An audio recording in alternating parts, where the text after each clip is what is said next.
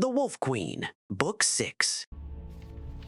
From the pen of Enzolicus, 2nd century sage, 3e, 120, the 15-year-old Empress Quintira Septim II, daughter of Antiochus, was coroneted on the 3rd day of first seed. Her uncles, Magnus, king of Lilmoth, and Sepphoris, king of Gelane, were in attendance. But her aunt, Potema, the Wolf Queen of Solitude, had been banished from the court. Once back in her kingdom, Queen Potema began assembling the rebellion, which was to be known as the War of the Red Diamond. All the allies she had made over the years of disgruntled kings and nobles joined forces with her against the new empress. The first early strikes against the empire were entirely successful.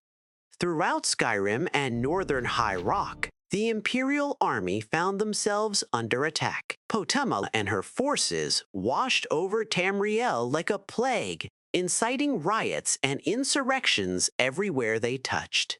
In the autumn of the year, the loyal Duke of Glenpoint on the coast of High Rock sent an urgent request for reinforcements from the Imperial army, and Quintira, to inspire the resistance to the Wolf Queen, led the army herself. 3E 121. "We don't know where they are," said the Duke, deeply embarrassed. "I've sent scouts out all over the countryside. I can only assume that they've retreated up north upon hearing of your army's arrival." "I hate to say it, but I was hoping for a battle," said Quintira. "I'd like to put my aunt's head on a spike and parade it around the empire. Her son Uriel and his army are right on the border to the imperial province, mocking me. How are they able to be so successful? Are they just that good in battle, or do my subjects truly hate me?" She was tired after many months of struggling through the mud of autumn and winter. Crossing the Dragon-Tail Mountains, her army nearly marched into an ambush. A blizzard snap in the normally temperate barony of Dwynnon was so unexpected and severe that it must certainly have been cast by one of Potema's wizard allies. Everywhere she turned, she felt her aunt's touch, and now her chance of facing the Wolf Queen at last had been thwarted. It was almost too much to bear. "It is fear, pure and simple," said the Duke. "That is her greatest weapon." "I need to ask," said Quintira, hoping that by sheer will she could keep her voice from revealing any of the fear the Duke spoke of. "You've seen the army. Is it true that she has summoned a force of undead warriors to do her bidding?" "No, as a matter of fact, it's not true, but she certainly fosters that rumor.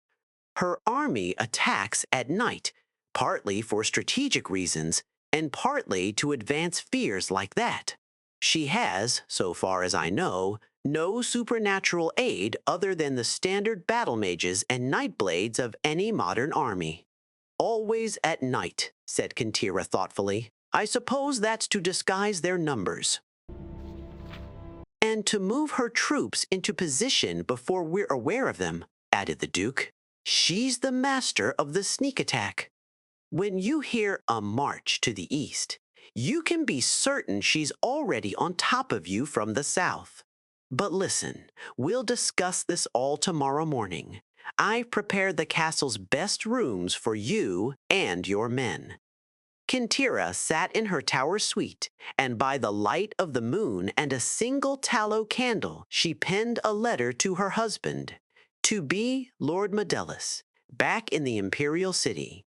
She hoped to be married to him in the summer at the Blue Palace. Her grandmother Quintilla had loved so much, but the war may not permit it. As she wrote, she gazed out the window at the courtyard below and the haunted, leafless trees of winter. Two of her guards stood on the battlements, several feet away from one another.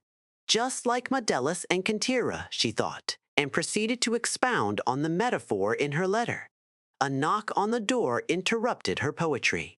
"A letter, your majesty, from Lord Modellus," said the young courier, handing the note to her. It was short, and she read it quickly before the courier had a chance to retire. I'm confused by something. When did he write this? 1 week ago, said the courier. He said it was urgent that I make it here as quickly as possible while he mobilized the army. I imagine they've left the city already. Kintira dismissed the courier.